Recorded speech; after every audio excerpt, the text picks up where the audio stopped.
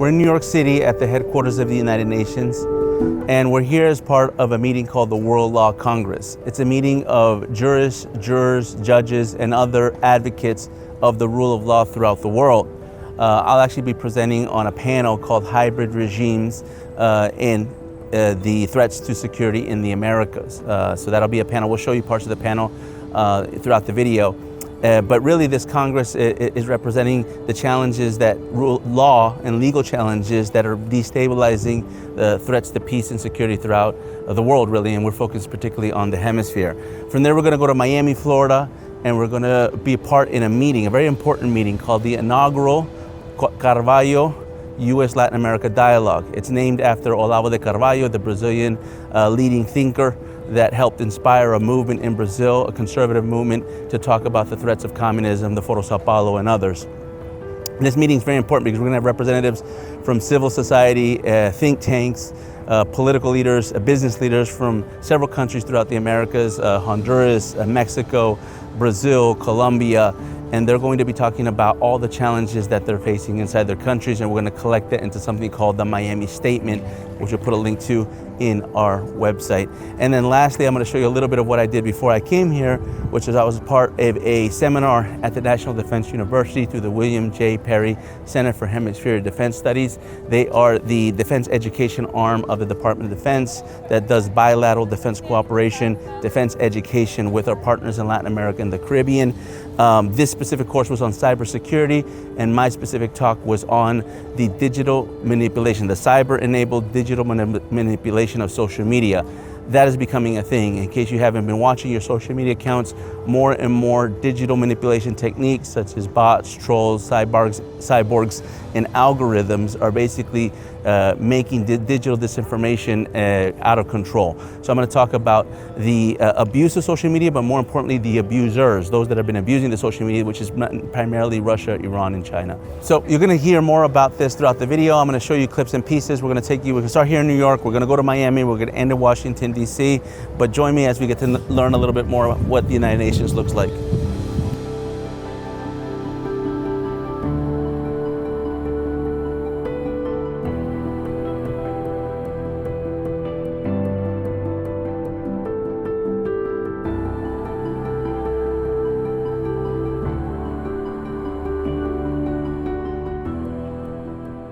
Obviously, if you're considering conflict in general, you can populate it with different type of variables.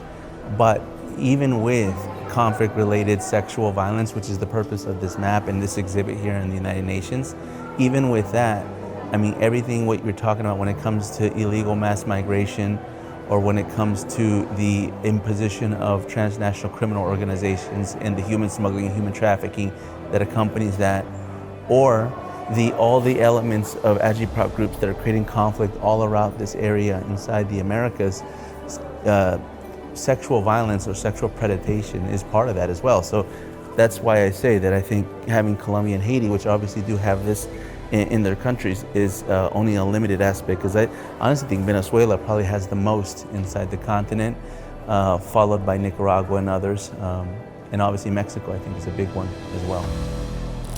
Regímenes en el mundo, pero ustedes saben cuáles son, creo que ahorita los mencionó, Irán, Rusia, China, Venezuela, Cuba, Nicaragua, ciertos regímenes en el mundo que quieren vivir bajo este nuevo orden internacional, bajo un orden internacional que obviamente no va a respetar los derechos humanos, no va a mantener un Estado de derecha, no, pero va a hacer una cosa, va a ser un truco mágico, va a tratar de convencer a los pueblos de estos países y otros de que están mejor en este sistema que en la democracia.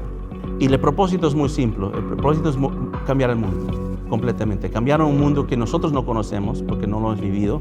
Algunos de los que vienen de Venezuela lo han conocido y lo han escapado justamente de ese problema, y muchos de los otros países autocráticos del mundo quieren hacer de lo que mi abuela me decía cuando yo era un niño, quieren cambiar a un mundo donde nos caminamos con las manos y aplaudimos con los pies, con todo al revés y no nos damos cuenta. Y ese mundo nuevo que quieren construir está abajo de, primero, destrozar la soberanía de los pueblos y por extensión debilitar sus democracias y quitarle su habilidad de elegir. Y cuando quitas tu habilidad de elegir, no tienes ningún derecho, ni tú por persona, menos por tu país. to Miami.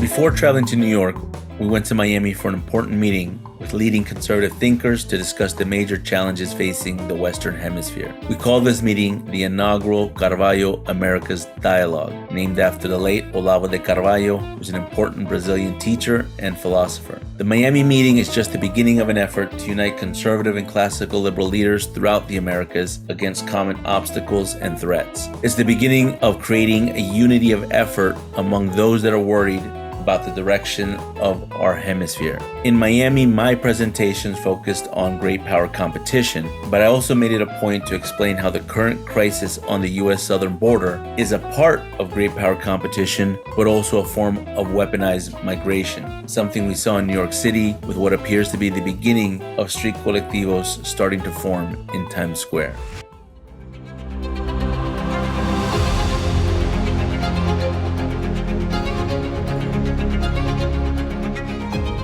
I knew that like you could soften the military, you could soften the U.S. culture, you can get them distracted, you can get them deaf, dumb, and blind, and then you hit them with migration, and then eventually the aircraft carriers will come.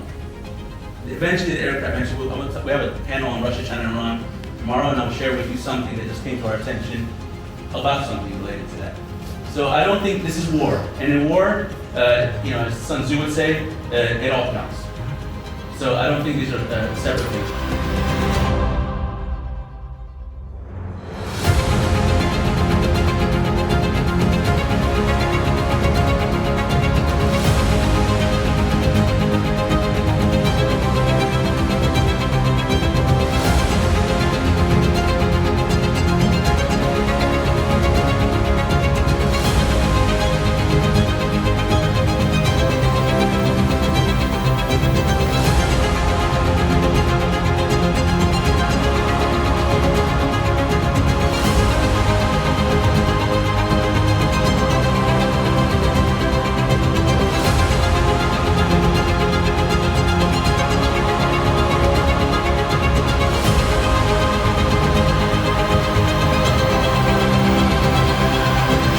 At SFS, at the Center for Security Society, we have dedicated pretty much the last 10 years to understanding this network.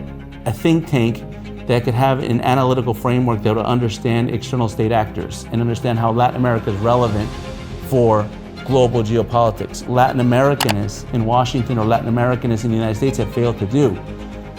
People that study the region, that work in the region, that live and breathe the region, have failed to explain to the broader international community the relevance, the strategic relevance of Latin America. Why is it important?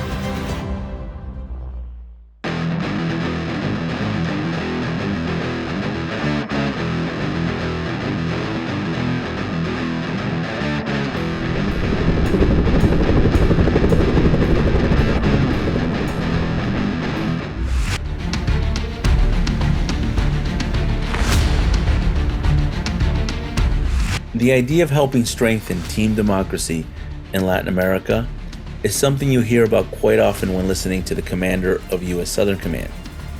It's also something we have been doing for more than a decade at SFS, and helping strengthen civil society throughout Latin America and bridging this with our defense partners throughout the region. This includes our most recent briefing as part of the cybersecurity seminar held at the William J. Perry Center for Hemispheric Defense Studies. The Perry Center, as it's colloquially known in Latin America, is the Defense Department's educational arm for the region, who host a variety of educational seminars and visits at their headquarters, the Abraham Lincoln Hall of National Defense University, based at Fort McNair in Washington, D.C.